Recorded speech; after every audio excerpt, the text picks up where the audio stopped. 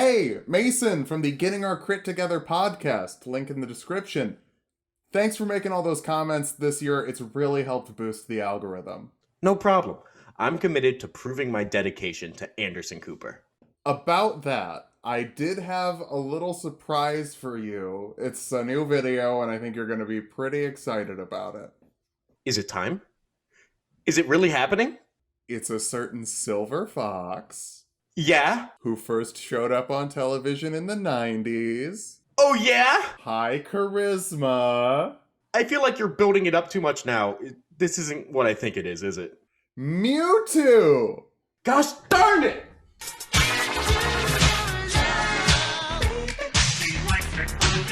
Let's start off with our goals for this build. First, you're a psychic type, so we'll get some psychic damage with high base power and little to no resistances, depending on the generation. Next, we need telekinesis to lift things with the power of our big burdened brain. Finally, Mewtwo has a huge move pool in the game, so we'll get some damage variety. For stats, we'll be using the standard point array from the player's handbook. Roll for stats if you want, just keep your dexterity and charisma high. Charisma will be number 1. All that psychic legendary power comes from your base stats, not your big brain. Intelligence next, you still have a big brain despite your power coming from your base stats. Dexterity after that, you've got that floaty fast thing going. Follow that up with Constitution. You're a cannon for sure, but I wouldn't say you're a glass one. Wisdom is a bit low. You weren't born yesterday, but you were born like last week. Finally, we'll dump Strength. When you can lift things with your mind, you tend to forget to use your arms. For race, Mewtwo is a cat, but a cat that got put into a box and died, or maybe didn't. Either way, Schrodinger's cat is out now, and it's pissed, so we'll call them a Simic hybrid. This gives you +2 Constitution and +1 Charisma, because that +1 can go anywhere, and I want Charisma. You get 60 feet of Dark Vision and an Animal Enhancement. I'll go for Nimble Climber to give you a climbing speed equal to your normal speed, though Manta Glide would work too. Heck, even Underwater Adaptation could work. Mewtwo can learn Dive for some reason. For your background, Haunted One is fitting for you and the horrible knowledge of existence, but we need Acrobatics and Investigation and can't grab them from Sorcerer, so just grab the feature of Haunted One, then get Nimble. Speaking of starting as a Sorcerer, we'll start as a Sorcerer, letting us grab 2 skills from the Sorcerer list, like Arcana and Intimidation. You understand Pokemon and scare the heck out of them, exerting pressure wherever you go. Psionic Soul would be great for a Psychic Sorcerer, but Wizards of the Coast decided to go with Aberrant Mind instead for tash'as, so basically I got to re-edit this entire video. Fun, right? You get extra spells like Mind Sliver, which forces an intelligence saving throw on a creature. Failing that, they take 1d6 psychic damage and have a d4 penalty to their next saving throw. Chain this together, it's very fun. Dissonant Whispers forces a wisdom saving throw on a creature. Failing that, they take 3d6 psychic damage and have to use their reaction to move their movement distance away from you, half damage if they succeed and they don't have to move. Arms of Hadar is something Mewtwo doesn't really do, so I don't care about it. Look it up on your own. I'm already mad about having to redo the whole video. Happy birthday, Mason. You also get telepathic speech, so you can pick a creature to communicate with mentally over a distance of miles equal to your charisma modifier for a number of minutes equal to your sorcerer level, so you can bully your predecessor while y'all flying around. Back to the normal video. Of course, you also get some spells. For cantrips, Mage Hand makes a floating spectral hand that can lift objects of 10 pounds or less, giving you a little at-will telekinesis. For some damage variety right away, Shocking Grasp is a melee spell attack, dealing 1d8 lightning damage and preventing the target from taking reactions for the next round with a little Thunder Punch. Firebolt is a ranged spell attack that deals 1d10 fire damage for some flamethrower action, and Ray of Frost is a ranged spell attack that deals 1d8 cool damage and reduces their movement speed by 10 feet for some ice beaming. For your first level spells, Mage Armor makes your AC 13 plus your dexterity when you're not wearing armor for 8 hours. Mewtwo doesn't wear pants. Catapult lets you throw something weighing 5 pounds or less, forcing a dexterity saving throw on creatures of 8 plus your proficiency bonus and charisma modifier. Failing that, they take 3d8 bludgeoning damage. I think this could be called Fetus Yeetus. Second level sorcerers get a Font of Magic full of sorcery points you can use to recover spell slots for more power points. For this level spell, Chaos Bolt is a ranged spell attack that deals 2d8 plus 1d6 damage of a chaotic type that you pick based on the d8s you rolled in this order. Acid 1, Cold 2, Fire 3, Force 4, Lightning 5, Poison 6, Psychic 7, or Thunder 8. If you roll doubles, it goes to another target within 30 feet of you, going again and again until you stop rolling doubles. Shadow Ball is a weird spell. This is how we're gonna do that. Third level sorcerers get Meta Magic, letting you augment your spells with sorcery points. Quicken Spell lets you cast a spell that normally takes an action as a bonus action instead, so you can cast a cantrip for some psychic combos. Heightened Spell gives a creature disadvantage on saves against spells you cast, which helps with spells like Hold Person, which paralyzes a humanoid that fails a wisdom saving throw. Paralyzation is pretty good in Pokemon, but in D&D it makes attacks made from 5 feet away critical hits, so Shocking Grasp is going to hit very hard. 4th level sorcerers get an ability score improvement. Bump that charisma modifier, your special attack is bonkers high. For this level spell, Misty Step lets you teleport 30 feet as a bonus action, which would be helpful to get back on the stage in a game where brothers are smashing brothers. 5th level sorcerers can learn 3rd level spells. Counterspell shuts down a spell of 3rd level or lower automatically as a reaction, and even higher level spells with a charisma check of 10 plus the spell's level. No one is really getting a lot of hits on you, just don't spam protect every turn, it's kind of obnoxious. You also get a second animal enhancement from Simic Hybrid. I like Carapace. It gives you a +1 to your AC when you're not wearing heavy armor, making you even more of a pain to hit. 6th level Psionic sorcerers get Psychic Defenses, giving you resistance to psychic damage and advantage on saves against being charmed or frightened. Psychics do tend to resist psychic attacks. You also get Psionic Sorcery that lets you cast spells you get from Aberrant Mind with a number of sorcery points equal to the spell's level, and they don't require verbal, somatic, or material components when you cast them in this way. Also, we got some spells we didn't talk about because, you know, I'm patching this in later. Detect Thoughts lets you read someone's surface level thoughts and probe deeper into their head if they fail a wisdom saving throw, and Sending lets you communicate with anyone on the same plane and potentially other planes as well, without sending a Dragonite, so that's cool. Actually, sending a dragon to deliver mail is a pretty heavy flex. Maybe it's not that cool.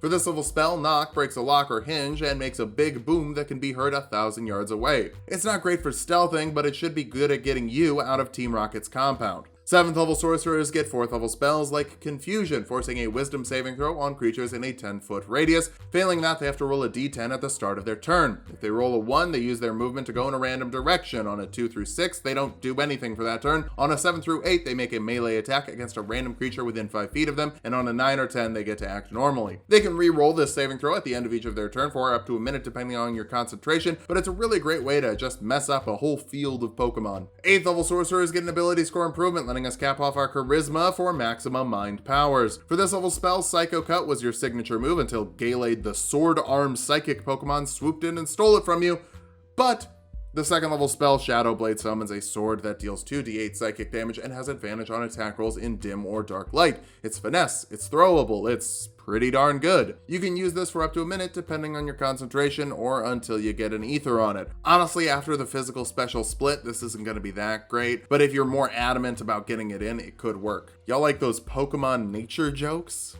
Heck yeah, like and subscribe for the Pokemon nature jokes.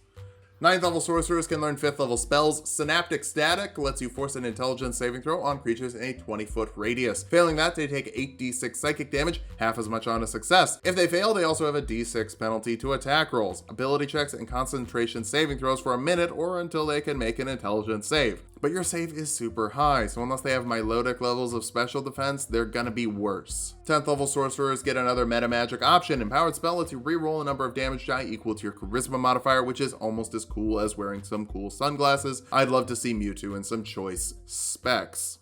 For this level spell, Telekinesis lets you lift objects weighing 1,000 pounds or less with your brain for up to 10 minutes depending on your concentration. If that object is a pathetic human, they can make a strength saving throw against your spell casting check, but yours is capped, so I'm guessing they're going up. 11th level sorcerers can learn 6th level spells. Sunbeam lets you shoot some solar beams without a turn of warm-up. Forces a constitution saving throw on creatures in a 60-foot line, dealing 6d8 radiant damage to those that fail, even blinding them till the end of your next turn. So actually, this is solar beam mixed with mud slap and no charge up. That's pretty busted. Also, your side die bumps up to a d10 here. 12th level sorcerers get another ability score improvement or a feat. The resilient feat for dexterity will round up that odd number and let you make dex saves with proficiency for maximum evasiveness without evasion, of course, because you're not a rogue. 13th level sorcerers can learn 7th level spells, but don't just learn Dominate Person instead to force a wisdom saving throw on a creature. Failing that, you get to control them for a minute. If you upcast it to 7th level, that's an hour. Get yourself a healer on your mystical island. I'm sure nobody would miss a veterinarian in a society whose entire economy is based on making animals fight for sport. 14th level sorcerers get Revelation in the Flesh, letting you spend sorcery points for a couple of effects. You can see invisible creatures out to 60 feet for foresight, you can fly for fly, you can swim and breathe underwater for dive, or you can make yourself small enough to creep through the narrowest crack. Becoming Mr. Mistopheles, the Curious Conjuring Cat, isn't an HM as of Generation 8, but I'm sure they're going to add it soon. The amount of sorcery points you can use determines how many effects you get, and the effect lasts for 10 minutes, no concentration required. 15th level sorcerers can learn 8th level spells. Earthquake is my favorite move in Pokemon, and it's pretty great in Dungeons & Dragons too. Completely messing up the terrain in a 100-foot radius. It makes the area difficult to terrain, forces concentration saves on all creatures casting spells, and everyone has to make a dexterity saving throw or be knocked prone. Technically, these next things are up to your DM,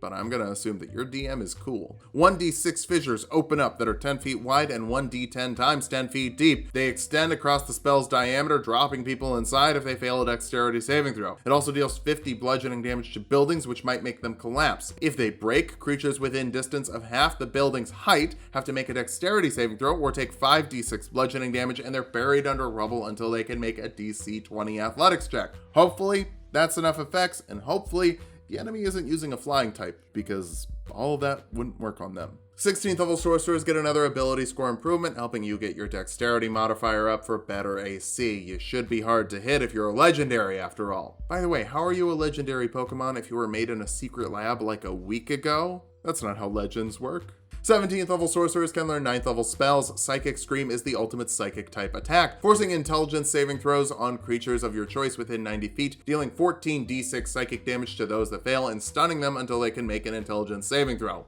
Also, if the damage drops them to 0, their heads explode. So that's cool. Your side die also now starts at a d12. 18th level Aberrant sorcerers get Warping Implosion, letting you teleport 120 feet away and force a strength saving throw on creatures within 30 feet of you, dealing 3d10 force damage and pulling them into where you once were if they fail, half damage, and no pulling if they succeed. You can use this once per long rest for free, and then more times by spending 5 sorcery points if you want to not only get back to the stage, but also mess up someone trying to catch you by the ledge. 19th level sorcerers get our last ability score improvement. We can't cap off our dexterity, but +4 isn't bad, and 18 AC with Mage Armor and Carapace will at least stop you from getting hit every turn. Honestly, maybe swap out one of those first level damage spells for shield, considering your cantrips are dealing more damage anyway. Hey, remember when I said you needed dexterity in the multiclassing section? That's because we're gonna multiclass into Rogue for our last level. Sorcerer's Capstone gives you 4 sorcery points on the start of your short rests, which is pretty weak. First level rogues get an extra skill. Perception will help you keep an eye on things, and you get expertise into skills of your choice. Arcana and Intimidation would work best for me. You also get Sneak Attack, letting you add a d6 of extra damage to creatures you hit with a finesse or ranged weapon attack when you have advantage on the attack roll or an ally within 5 feet. It should help with double battles, but would also work well after you've stunned your foes with Psychic Scream and then hit them with a Psycho Cut from Shadow Blade. Now that we've hit level 20, let's figure out how viable this build is. First, psychic damage is good, and you've got a lot of psychic damage. You're also very good at controlling enemy positions with telekinesis and hold person. Finally, you've got plenty of damage variety, helping you make sure that you're super effective when you need to be. For weaknesses, you've got a little over 100 HP, so despite having a solid constitution modifier, you could still get taken out with a sneak attack from a dark type. You're also lacking strength, so you could end up getting pushed around quite a bit. Finally, you're using a lot of concentration spells, and even though you're good at holding concentration as a sorcerer, you'll still have to pick and choose. But in the games, you can only have 4 abilities at once. This is still a massive upgrade. Unleash the power of Pokemon by being the most powerful Pokemon, then go home to your island mansion and scowl if things don't go your way. Just remember to keep an eye on your health. You're a Darkrai from the bulkiest Pokemon. Sorry, that was supposed to be Far Cry, I just misspoke. Thanks for watching. If you liked the video, subscribe for more. We make 2 videos every week. Be sure to check out the Getting Our Crit Together podcast, where Mason is the DM and I am a player. Also, join the Patreon for this character sheet and a whole bunch more.